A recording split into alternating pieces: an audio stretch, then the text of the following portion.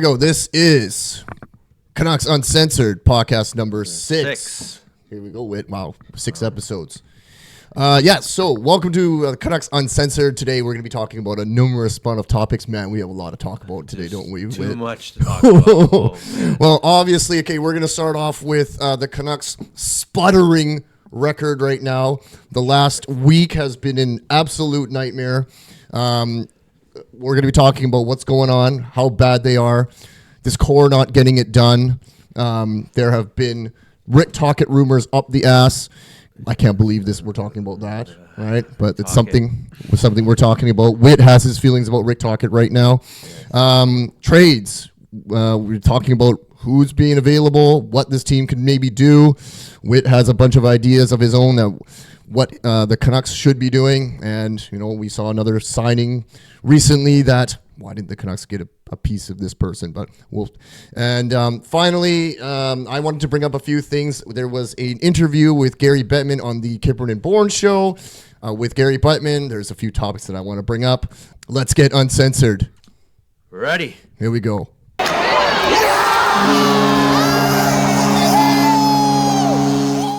Okay, let's start this off. What an absolute terrible week it was for the Canucks, man. 2 wins in the last 10 games. Unbelievable. 7 points in a possible 20. Okay, and we just had a 5-game road trip. 1-4 in this 5-game road trip. Only amassing a meager, pitiful 4 points out of a possible 10. And basically the only glimpse of a good team that we all saw in that 5-game road trip was somehow they pulled it out of their ass against Toronto. Man, Toronto fans must be horrible right now if that's the best thing we did all week. They lost to the Canucks. I can understand why Dangle is pissed. Steve Dangle. Yes. Oh, yes. I didn't watch his freak out, but I'm sure he freaked out. As he likes to.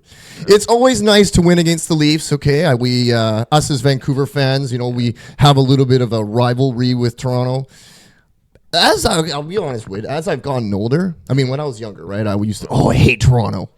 Toronto so much. And because they're always like bullying us. They think they're the center of the universe in terms of hockey. Yeah. All right. Do you still feel that way? No. I just laugh and just say, okay, here comes the center of the universe whenever Toronto news comes up. Yeah, well, basically, yes. You know, I Toronto fans, I used to not like them, and then I used to have this strong feelings about Toronto. Then as I've gotten older, I've kind of been like, Toronto fan, and I've talked to a lot of Toronto fans. They don't hate on us that much as we hate on them. Yeah. It's like we're like the bratty Brady brother who's just jealous of Toronto. I feel. Yeah. That's that's more of how I feel about it nowadays. And if I feel like Toronto fans, they don't give a really shit about us. But I respect you, Toronto fans. You know why? You guys show up to the games even though your team sucks. And Toronto fans, as we know, they haven't had a good ride. They haven't had much playoff success. Every time they go in the playoffs, something bad happens to them. Give them credit. Don't they still have pretty good sellout records? As far as I understand, yes. Yes. Yeah, so once we lost our streak of sellouts, I don't think it's been that great for us. Yeah, exactly. So I would actually call us out as a fan base, like, you know, all these people, all these Vancouverites who like to shit on Toronto. Well, you know what? They're probably a lot cooler than us. I will probably tell you there are shit tons of more bandwagoners in Vancouver than there are in Toronto. Yeah, that's for sure. No doubt. But anyways, so this past road trip, man, it was just stinker after stinker, except for the Toronto one. Like, what kind of stood out for you? Just going back to that very, very tough hockey, just even as a diehard Canucks fan, how hard it is to watch this. Like to watch everything unfold. It's not like we haven't seen it before. You know, within the first 10 minutes of the first period, we're down 3-0. It's not something we haven't seen before. We've seen it many, many, many times.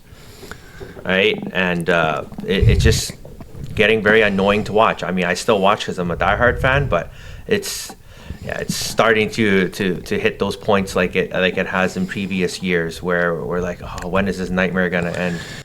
Well, okay, we knew the road trip was going to be tough. Like, those are some tough opponents, right? It was going to be a test for them. It's going to be a test to see if they were, actually the contenders that we thought they were. Yeah. And they failed miserably. The warning signs were there earlier in the season when we had those easier opponents. Yes. And then I remember we were, even losing to them, and then we somehow tie the game, go to overtime and win, or just somehow just wake up and beat those teams barely. Yeah. But, what you are will eventually come to the surface, and now we're seeing it. I said with those injuries, we'd be a 500 team, and but that I didn't factor in that, the core would be doing what they're doing now. I didn't factor that in. Oh, I don't think anybody did. I think everyone thought that, they would at least be comparable to what we were last year. Yeah, a couple podcasts ago, I said, hey, we're only 2 points behind last year's pace. What the heck is the pace now? Like, we must be way behind. It must be like 10 points behind by now, right? It's got to be, at least. Well, just looking at the standings. I was looking at the standings before. We are third in the wild card, 1 point behind Calgary. And they have, I think, a game in hand. So, halfway point through the season, it's not looking good. It's looking terrible, guys. So what would you say our playoff at the halfway point of our season now, Whit? What do you think our playoff chances are right now? I mean, are you saying what our chances are if this team stayed exactly the same? Because just based on the record and based what we're seeing right now. If this team stays exactly the same, and as much of the record that we have now, our forwards aren't going to stay like this all season. There's going to be bounce backs. The Canucks will string in a couple of wins in a row. They will have that. So I said last week before these two games that I still think they could make the playoffs. If you keep the same team, I think we barely squeak in, but gonna get absolutely destroyed by any team that's going to be our first round opponent. It's sure feeling like it's going to be, they're going to scrape and claw their way into the playoffs. That's how I feel. Right? That's what I'm seeing right now. If we're lucky to make the playoffs this year, it's going to be by the skin of their teeth. It's going to be barely. Like, I think it's going to come down to that last week of the season or something like that. I don't think the Canucks are going to do any early clinching or whatever. I think it's going to come down to that last week of the season, the way that this is all going. Well, they better get their clinches in. They have to. They have to. Well, okay. Well, yes, they have to. And this core needs to get their act together. It's getting ridiculous. It's actually ridiculous how bad they are, how shitty these players are. Like I think in your short video today that you made, you were saying last year they kind of disappeared as well, and they were bailed out by secondary scoring in their bottom six. Yes. The Canucks were bailed out. Like, it was like a video game at the beginning of the year. Like, Hughes, who was it? It was Hughes, Miller, and Pettersson all leading the league in points. So I think it was like 28 points or whatever. Yeah. They were leading. It was not even funny. And then I think Brock Boeser was like leading and scoring for a while too.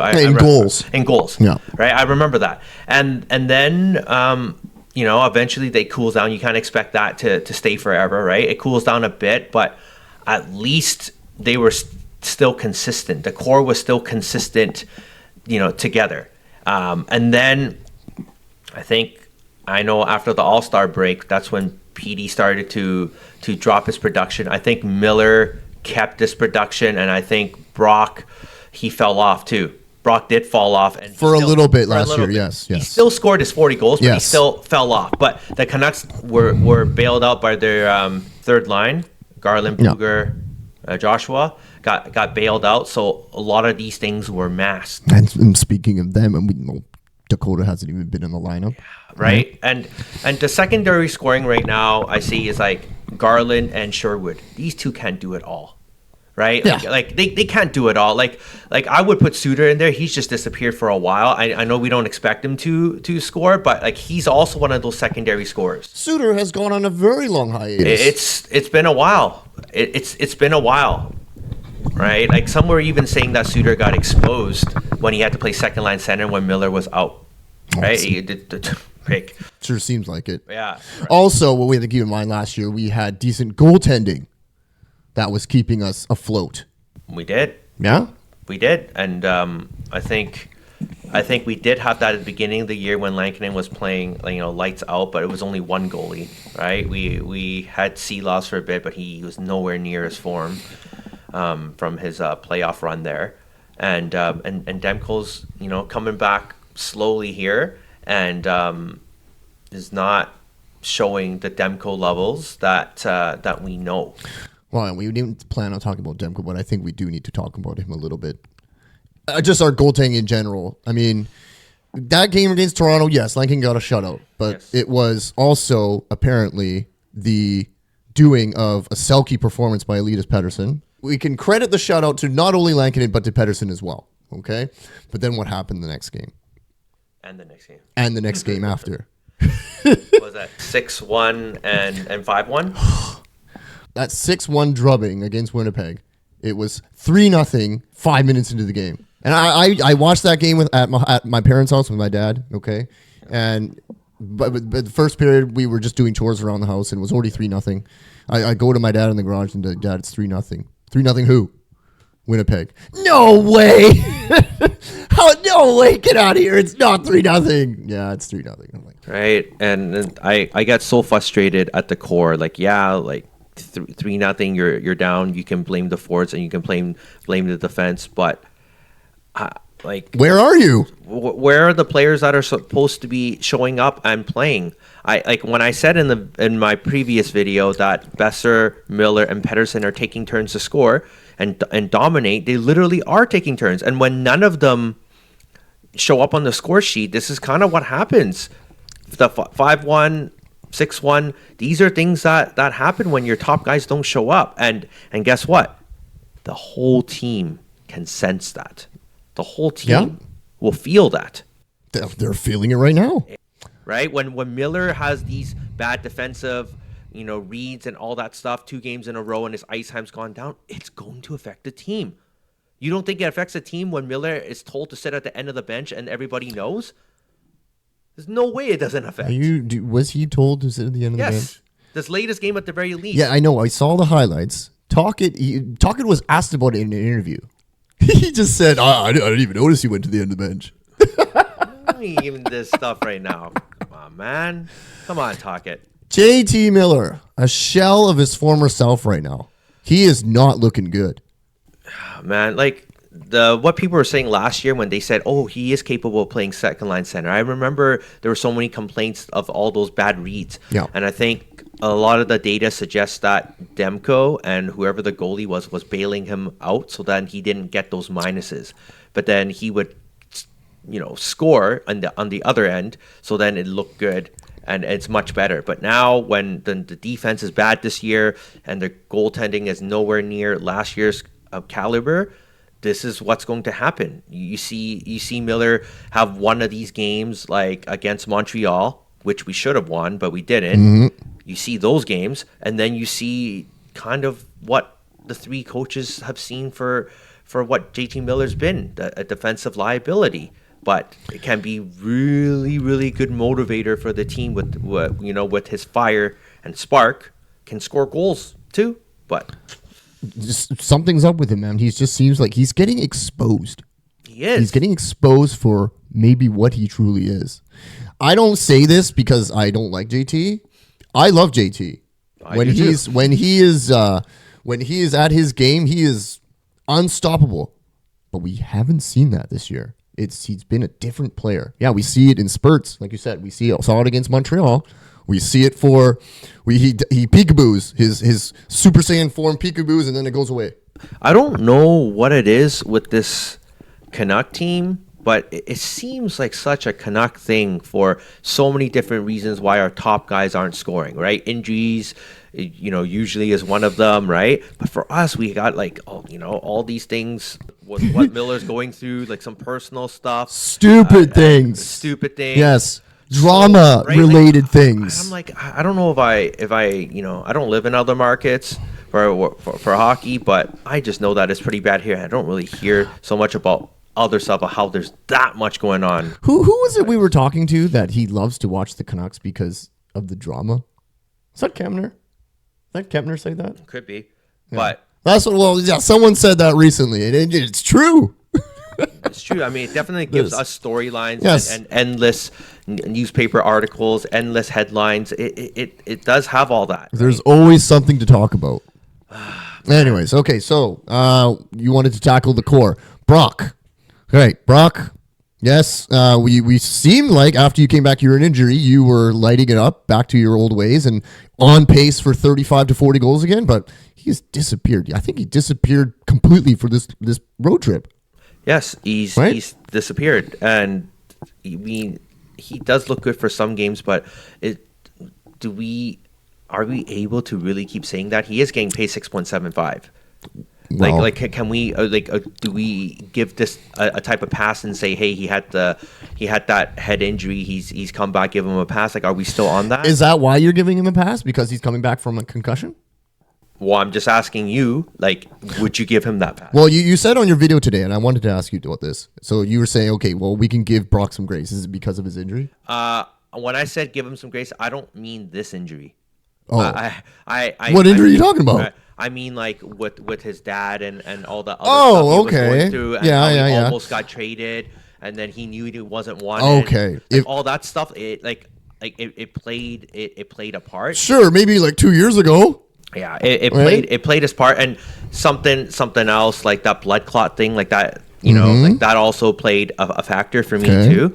Like this latest one, right? I think injury or not, Brock does go through these patches where he's completely invisible, and this is one of them, right? This is one of those patches. So that's why I was saying, of all the core players, I could give him a bit of a pass, because if you think about it, his contract, it does hurt the cap, but it doesn't hurt it as bad as PD and Miller's. I mean, even though PD and Miller's are like, a million away, I just think that 8 million and more is pretty deadly to the cap, right? For not producing the way that you're supposed to. On a contract year, Brock, you were looking good. Yeah. You want your 8x8? Well, you better pick it up.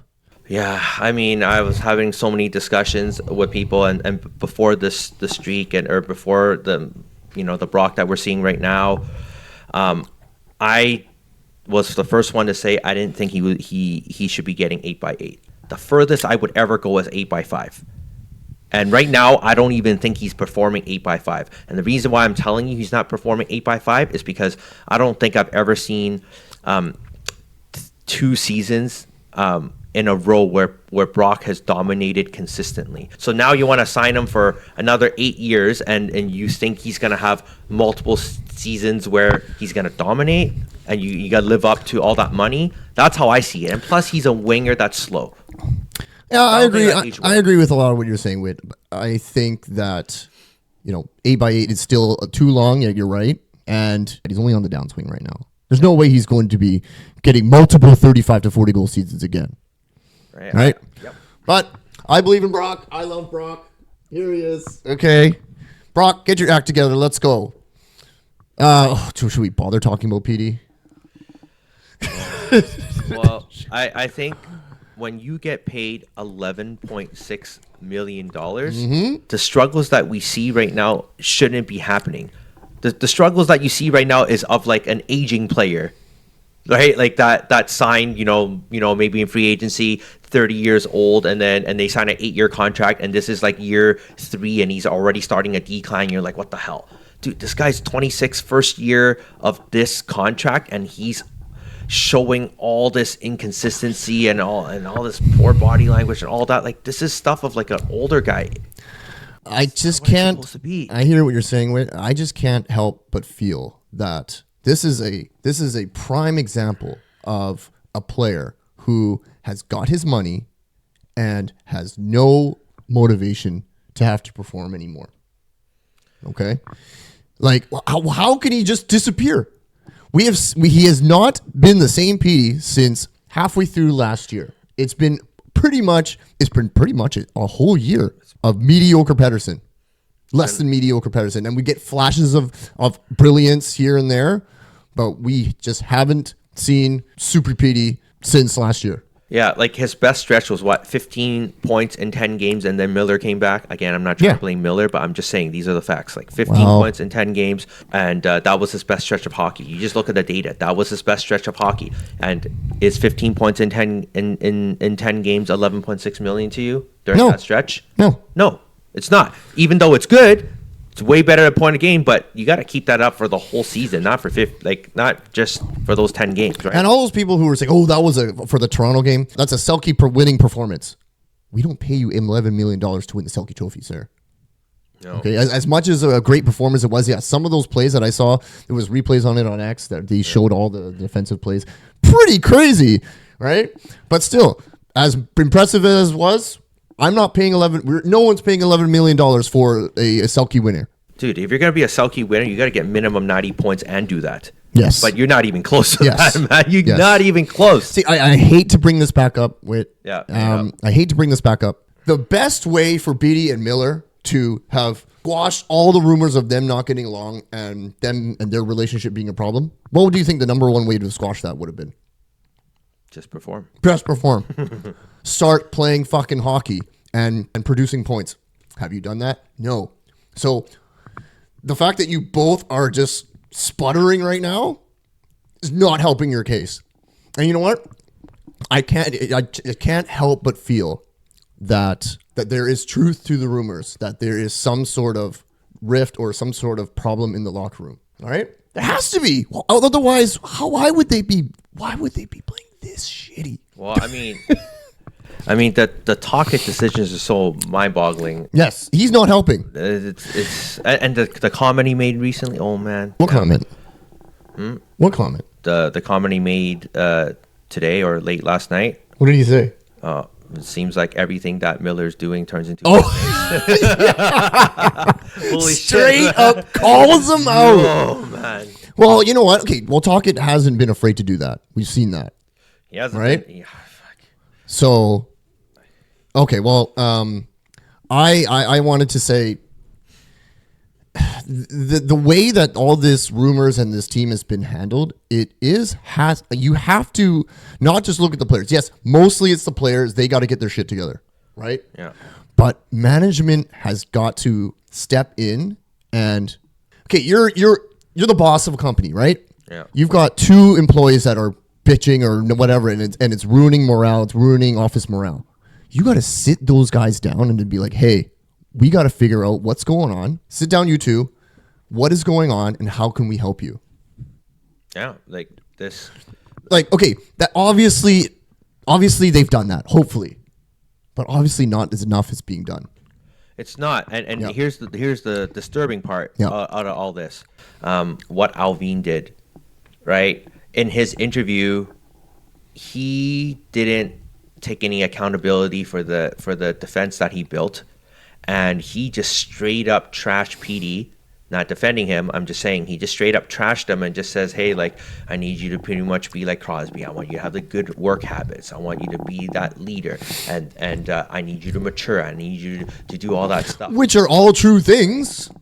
I know, but to call him out like that publicly when you know that this is not how he receives information, because like I said, this is a different generation. It's different. You have to know your people. Some people you gotta call on, some people you don't. I don't think that was the way that you needed to go to do that. Okay, well, here's all to disagree with you, and I think it was a good thing he did that, because it shows that management is actually taking accountability.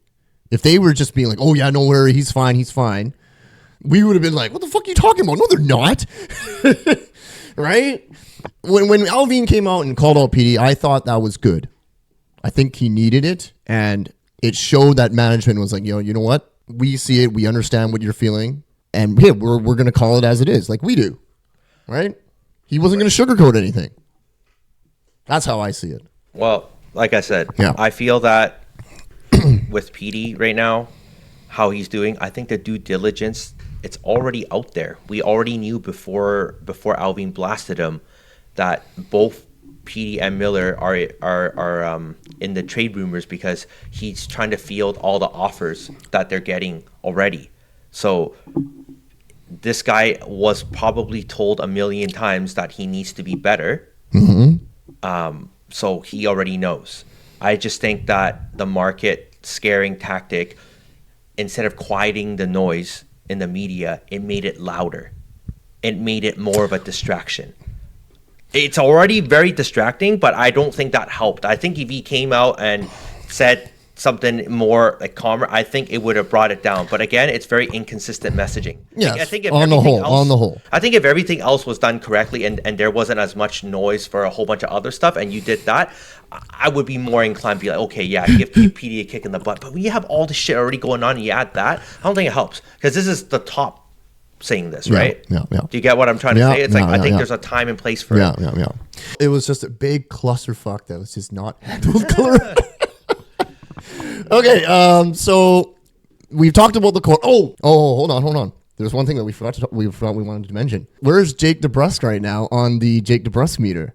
He hasn't scored in a while. Has it been 5 games? Has it been 5 games? Hold on. Let's find out. Okay, Jake. No goals in the last 5 games.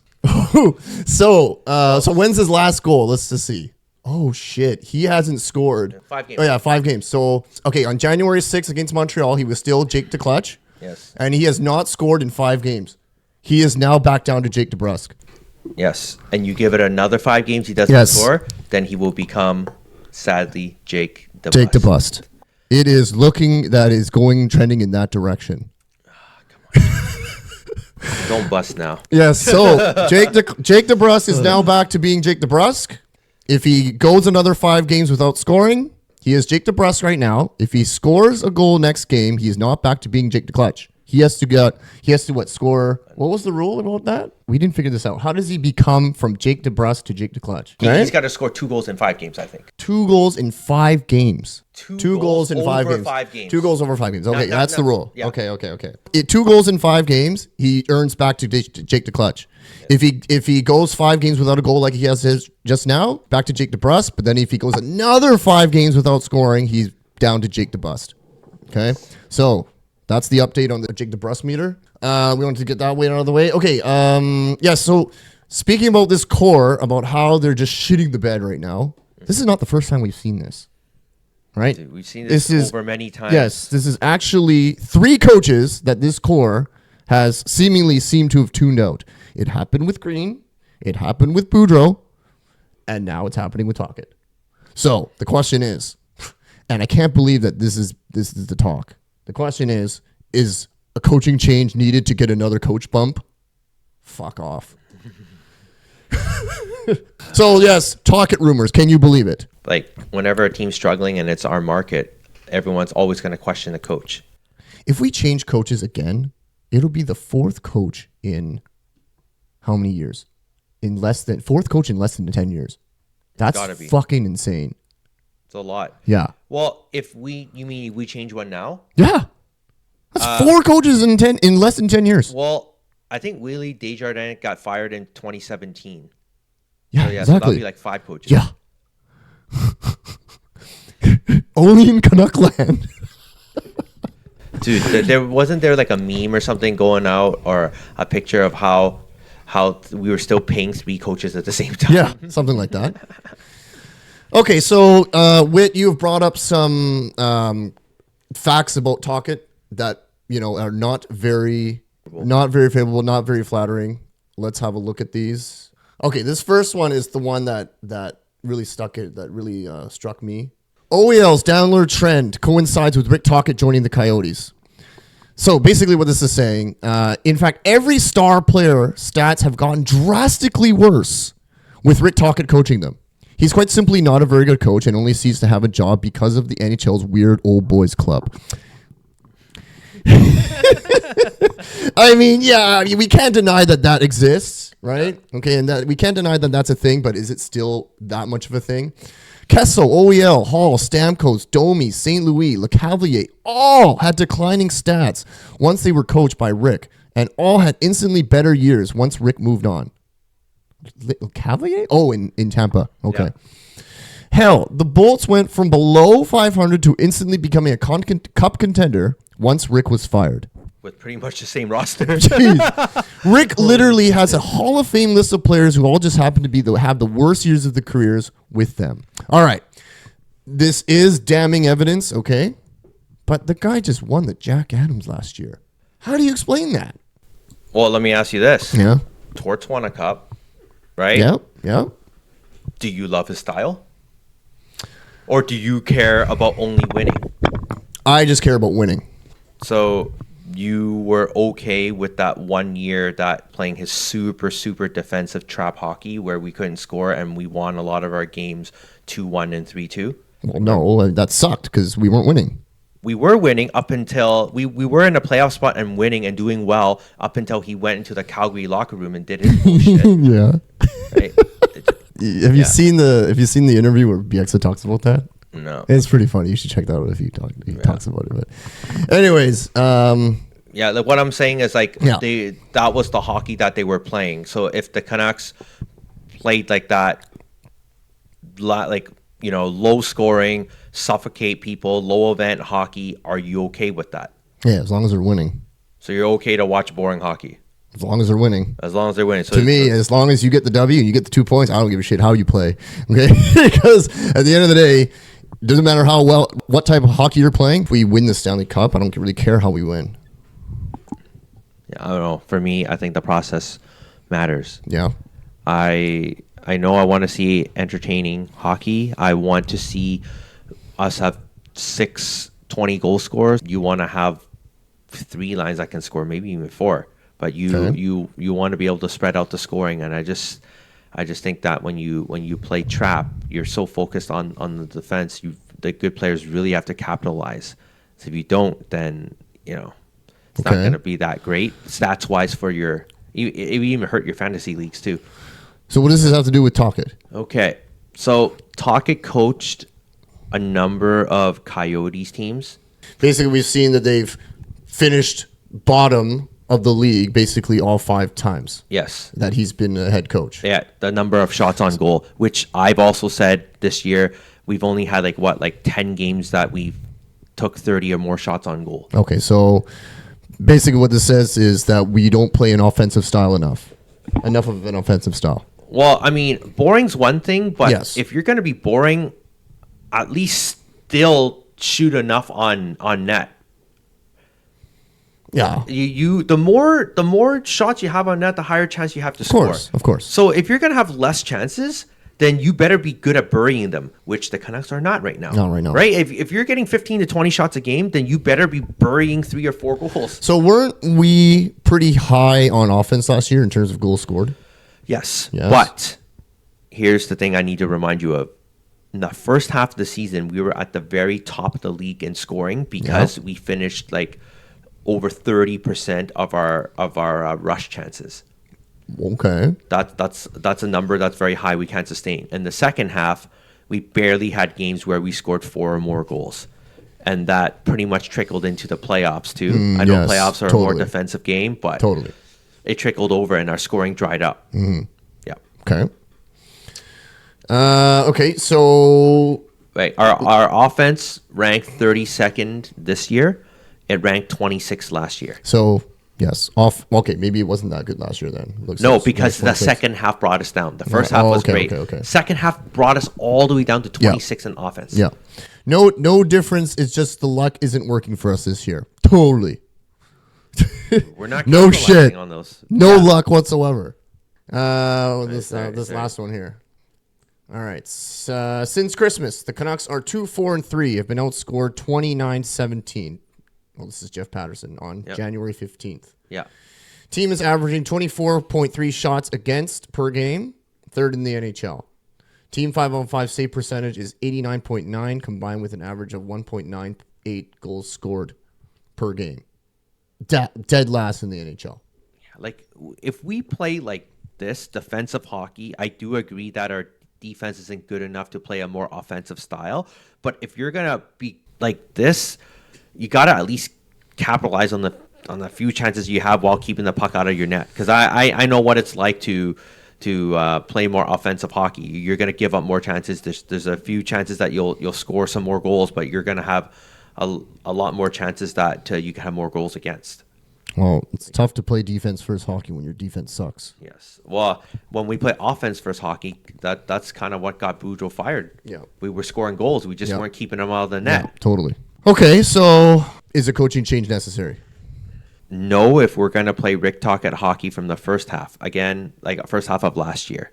Mm-hmm. That's the Rick Tocchet hockey I want to see, because at least then we took a lot of shots on goal, right? But this year we're taking less, and it seems like we have less talent, or the finishing's not there. So if we had more finishing last year and we had more shots, and this year we have less finishing and less shots, this is kind of giving you what we're seeing right now.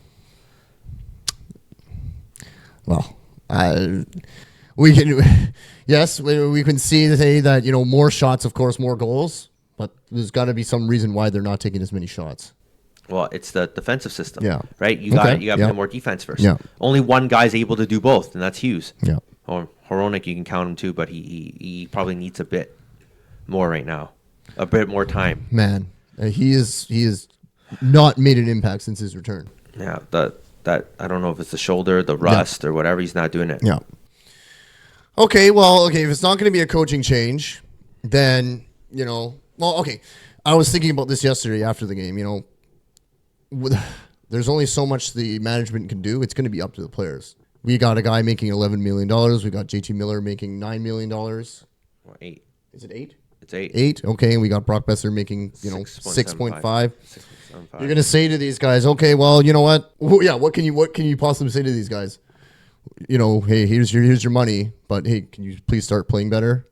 Dude, every one of them has already said to the media, I expect more of myself. I'm going to play better. Of course they're going to say that. Lip service. And then one of them is going to show up. Or maybe they all show up for one game, and then they take another night off or whatever. I'm just saying, I can understand why a lot of the teams, they just have to blame the coach. That's the easiest thing to do. That is the easiest thing to do. It's the easiest thing to do. But I'm not buying it. That's why I'm not saying fire Tocchet, because it's already been 3 coaches, and we've seen the same thing that this core has done. Yeah. Think about all the turnover this team has. The core is pretty much what's left. It's the core, Demko, and Myers, right? I think there's not that much left of the team that did the bubble anyway. There's not much left. Oh, no. Right? There's not much left. The bubble is so long ago now. Getting another coach right now would be ridiculous. Okay, and you know what? I think we if the season through this halfway season, it's not looking good. We're out of the playoffs. Maybe this is just a season where we need to write off. The core is garbage right now, but I think we still somewhat believe in it to get it done, or at least, because they showed last year they can make an impact and make some noise in the playoffs. Maybe just this year. Maybe this isn't the year. This isn't the year, because let's just say the Fords can pick it up. Their defense of Ian Cole and Zadorov are missing so badly. Yes. How can, I'm no disrespect to Ian Cole and Zadorov, but how can missing those 2 guys show this much impact? Well, sometimes it's just team chemistry, I know we did have a lot of team turnover, but again, we replaced them with what we have. Yes, we've beat this horse dead. Okay, but so maybe this is a year that the upper management, they just made the wrong decisions in terms of replacing defense. If the rest of this year just goes to shit, they'll just have to do it again next year and make better decisions. Okay, Paul, speaking of making better decisions, you think that there are some moves that the Canucks can do at this point? I'm not the best at talking about trades, but I know that you are. You have some ideas, and apparently, there was this one guy that you were talking about that the Canucks should have signed. I believe you said it on a podcast previously, and guess what? He just got picked up. Is it for $1 million to sign? Edmonton signed John Klingberg.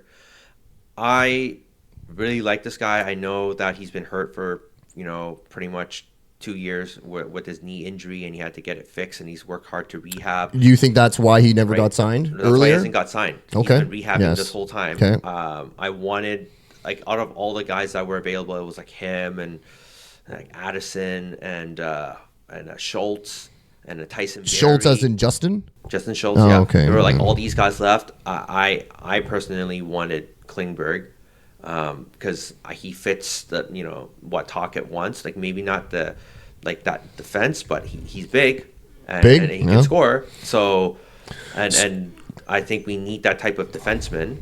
So the question is, why didn't we pick him up instead of the garbage that we did? Yeah, I think the Canucks missed an opportunity to sign this guy. I know they inquired about him, but I don't know, like I said, how interested or how much they pushed, but Edmonton ending up getting him. And this was a guy that I wanted, and I hope they had kept tabs on him and tried to sign him. Because I know the Canucks are very good at keeping tabs on players. Like that's what they did for Kessel, even though they didn't sign him last year. They kept tabs on other players that could potentially help the team. I think they could have signed this guy, and how could he be any worse than what we have on the back end? How could he be any worse? It could be a nice, story for us if we had him. That's the right-handed shot, right? That we could use, but we didn't get him. I think it's a lost opportunity for the cost. How much did he get signed for? I think it's $1 million. And we just paid Vincent Desharnais $2 million. Yeah, so that, like I said, I don't. So Edmonton got rid of Desharnais like they should have. Yeah. And they got this guy. Imagine we made a trade, Vinny Desharnais for Klingberg. We'd be laughing. It's just, yeah. Well, obviously that's an opportunity missed. Okay. So what else do we got? What other trades do you think we can make? Well, who's available? Well, I'm going to be making two people mad. One is you, and the other one's Kempner. Because the two people that I want to trade, Brock and JT. Yes. Okay. So I gotta explain now. Yeah. I gotta explain why. Of course. So the reason why I want to trade Miller right now is because I just have something with players that are a little bit older that have signed long contracts. They don't usually age well, and if he's at this age right now, 31 and going to be 32 very soon, and he's already showing this type of, lack of offense, but also decline, right? But also this type of defense that we've been used to, seeing in the past. Like, how could this age any better? I don't think so. So I feel like the more how could he's not showing very well, so it doesn't look like he's going to get any better. Is that what you mean? Yeah. Like how could it age better? Yeah. It can't. Yeah. I just going through this trajectory, I don't think it can. Mm-hmm. Do I think he can have good bounce back games and good stretches? Sure. Of course. Here and there, maybe, yes. Yeah, but are we going to see the same Miller that we saw? 100 points? No, I don't think so. I remember you asked me this before, and I said yes. I was optimistic, and I wanted to see more things. Yeah. But I think these things that I'm seeing now just aren't it. Okay. It just aren't it. So I'd say we trade him right now while he still has some. And I wouldn't say some value. He still has very good value. A lot of teams still want him. There's a reason why he made it to the Four Nations team, and right, like there's lots of reasons to want him. I just feel like the noise is probably getting too much for him too, for whatever reason, and he might just want to say, hey, I want to change the scenery. He doesn't seem to be handling it too well right now. Right? Well, okay. Actually, no, I take that back. He's been pretty good with the media. It's just his on ice. It's the on ice. It's his on ice persona that he's showing. It's on ice, right? Yeah. So I'm just saying, just to help out the team right now. I'm not talking about him versus PD. I'm just saying, just to help out the team, one of these guys got to go to send a message, because I said this core is not good enough. Yeah. And we say core is not good enough. Like one or two of the guys got to go. Yeah. Right. And unfortunately, I think Miller's one of those guys to go. I hope he gets us a first rounder and some other decent roster player or prospect. I hope might be getting two of those things maybe. Okay. I hope the latest rumors to New Jersey. Right. I heard that too. Right. For who though? I think there's like Dawson Mercer, and then possibly Simone Nemec. I'm a fan of Nemec, but I don't think we're getting him, a young right-handed shot defenseman that was drafted second overall or something, not too long ago. Like I said, I don't want to come up with the trade stuff. That stuff comes up every day. Somebody else will come up with the rumors, but I just think that whatever multiple package we can get for Miller, we get him now. That is. Well, that you're is, saying sooner the better, right? Because the more body language he shows now, and the less production he shows, the trade value will slowly diminish. So that's why I want to capitalize on this. Hope he does well. I think something else that you could do is hopefully he picks it up, but if he doesn't, let him have a crazy showing at the Four Nations, then trade him. Right? Like just right? Like I said, like I that's how I see it. Okay. I think just bear in mind this is just food for thought, right? We're not actually thinking that we want to trade Miller. I'm just saying now, if you're giving me some like crazy thing of like what to trade, this is what I would do. That's the first thing I would do. Sure. Okay. We've already said before that we don't need to trade anybody, obviously. Step up. Right? Just step up, of course, right? But this last patch of performance just is feeding the rumor mills, right? How could you not think about this? It's everywhere, right? Yes. But what I wanted to say was, yes, we can say we can trade Miller to get something. The rhetoric has been that if you're trading with your best players, one of your best players, you're not getting the value back. I know. You're always losing. You're always losing. Yes. I know that. I already Yes. know that any JT trade or potential PD trade, you're going to lose. Yes. I'm just saying, do we lose long term or do we lose? Do we lose short term for long term gain? Yes. Or do you hold on to an asset and lose out long term when you could have used that cap space to sign other people, right? That's the trade off. Right? Okay, who are you trading Brock for? Honestly, I would be trading Brock if there was a 1-for-1 out there. I think you could do Brock and for a top four, like someone that scored 40 goals last year and still close For a top 4D. Yes, Yeah. and that's still close to a 30 goal pace. If he picks it up, can still get you that top 4D. That's what I want to see, and the reason why I would go down this route if we were to trade any of the core is because it's his contract year. Is that why? Contract year, but look at what we have right now. Are you really going to trade your first rounder and Lekkerimäki and or Willander or a combination of that for a top four defenseman just to make the playoffs? No. We're not mortgaging the future. We're not mortgaging the future for one stupid playoff run to get punted in the first round. Yeah. That is not why. So that's what I'm saying. If we're not going to do that, then we need to do something else. And there's something else, which I don't want to do, but if we have to do, this is the two players I would trade. That's what I'm saying. That's all I'm saying. Yep. Right? I don't know what your hypotheticals are, but these are the two I would trade. Yeah. If I had to. I would want to hear yours. I know you would rather keep them, and that's what I would do too. No, I don't have any. I'll be honest. I don't. I'm terrible when it comes to thinking about trades because honestly, I don't know what's going on in the rest of the league. I just follow the Canucks, so I don't know who's available. I don't know who would be better to get. When the trades happen, I just look at who's this guy? What has he done lately? Okay, so that's why I just asked you what you think, but. But I hear you. You hear what I'm saying. I hear what right? you're you saying. Don't have to agree. I hear what you're saying. I love Brock. Okay, he's my favorite Canuck right now. I would hate to see him leave, but unfortunately, the way that the circumstances are, reality is just gonna hit you in the face when it comes down to it, right? His contract's up. He looks like he's on the decline. Might as well get rid of him and get something for him while you can, instead of losing him for nothing over in free agency. Yep. If you decide that you're not going to sign him. Yep. Right. Exactly. I said, like that. Like, I don't want to do any of these things. I'd rather them just stay and dominate. Of course. I just saying that we heard the same song, seen the same stories of this core taking turns to dominate. That's what I'm saying. They're taking turns. Yeah. Anyways, moving on. Yeah. Let's move on. Okay. So there is something I want to talk about. Do you listen to the Nick Kyprios and Justin Bourne show?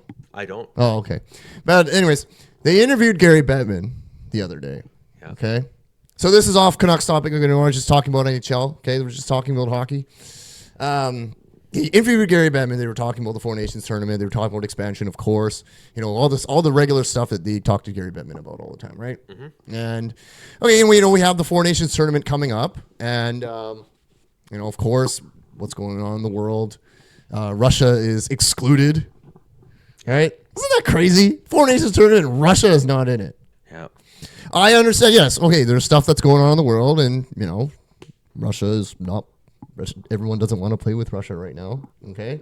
But then, so So Justin Bourne, well, play the clip. We'll play the clip right now. This is kind of related to that.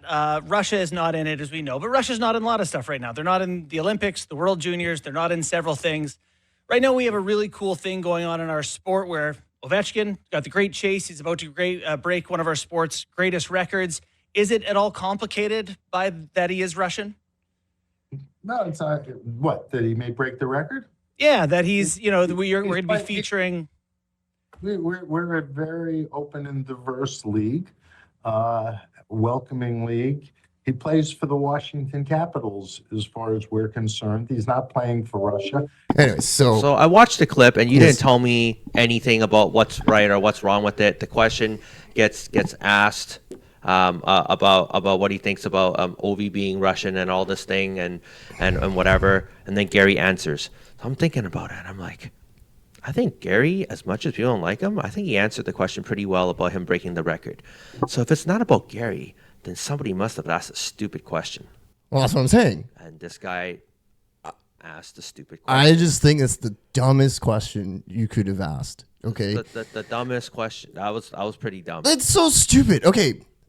We're not talking about Canucks anymore. And okay, we're talking about hockey, yes. And I know I hate to get into politics and stuff, and that's outside of hockey, but this is a hockey interview, and you ask, okay, just because he's Russian, does this change anything, or does it make it complicated? What do you want to go on and say? What is Gary Bettman going to say? Yeah, he's Russian, so we're not going to celebrate him as Welsh because he breaks Wayne Gretzky's record. Dude, even before this interview, he already said on record that when he has 5 goals or less to score, he's going to follow him around. If he really hated it and didn't want it, why would he want to even say something? This question by Justin Bourne, to me, is very much a commentary of why in the world today there is still such things as racism, discrimination, and why there are still these types of things out there in the world today. Because of stupid questions like that,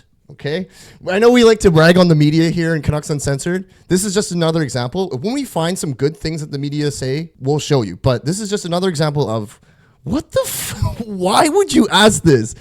Like, to me, it just frustrates me because I am one who I'm sick of, there shouldn't be such things in the world where you need to concern yourself about that such thing.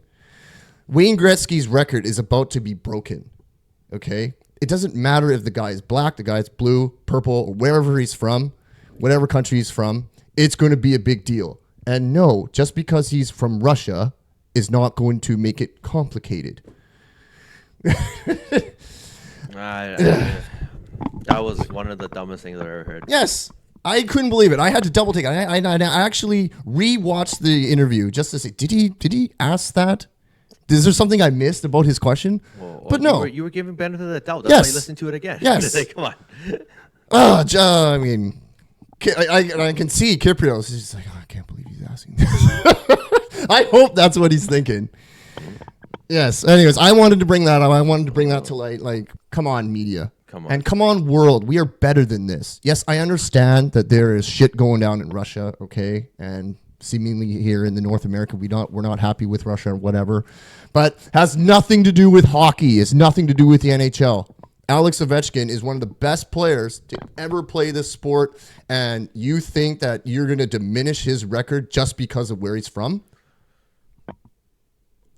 Give your head a shake. Give your head a damn shake, okay?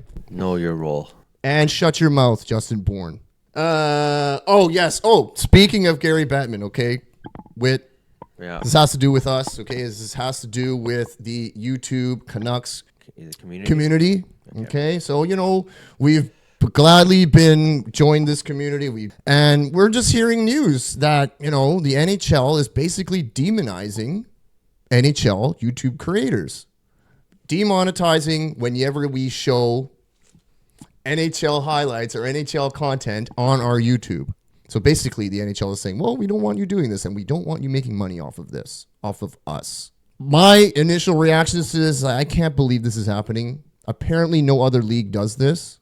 Okay, I don't know how much you've heard about this, Whit, but You tell me you more. know, right? Apparently, no other league does this. No other league is demonetizing their fans for, you know. There's a lot of great YouTube creators out there, not just about the NHL, about all the other sports, right? And these YouTube creators put time and effort making content like we are. And yes, they're making money, but at the same time, what are they doing? They're helping the sport. Yes. They're helping the sport, helping generate more interest in your sport, and therefore making more people watch your sport. So why are you discouraging NHL? Why are you discouraging us from making content? And yeah, maybe we make a little bit of money off of it. Are we actually taking money out of your pockets? No. Doesn't make sense to me. Do you agree or disagree, Whit? I agree with you. Yeah. I mean, regardless of the money that we may or may not make, we're still helping you get a lot of fans and a lot of coverage and all that stuff. Yeah. We're not making money yet on this. We are doing this out of love, and you know, we hope to make money off of this. This is everyone's YouTuber's dream, right? We're not gonna lie, right? But we're doing this because we love it, and we love the Canucks. We love the NHL. So why don't you thank us and embrace us that we actually watch and help gain interest in your product? So Bettman, yes, you answered that question the way I would have wanted you to answer. You a champ, yes, but I'm going to give you a big okay if that's what you're doing. No. Whit just giving me the look that, oh shit, he's going off again. Anything you want to say about that, Whit? I think you should just look at this more as a win-win. And right now, I think it's like, if it was me, I would think, what the heck is happening here? If you got one sport that's doing this and all the other ones aren't, is everyone else doing it right except for one team or one league, or is one league doing it right and everybody else is doing it wrong? There's just some things that the NHL does is just stupid, and this is one of them. Anyway, so that was my rant about outside of Canucks. Is there anything else? No? No? I think we're doing You're pretty good? good. Yeah. Okay. So, Canucks. What do we have next on the docket for them? The next few games? Yes, after this horrendous road trip and a horrendous return home. The oil city. They're number one in the coming. Pacific, aren't they? Or is it Vegas? Division leader, Edmonton Oilers coming up. That's going to be a big test. This is another thing I wanted to talk to you today. So, Lankinen, 6-1. Demko, 5-1. Both had stinkers back to back. Who are you starting next game against Edmonton?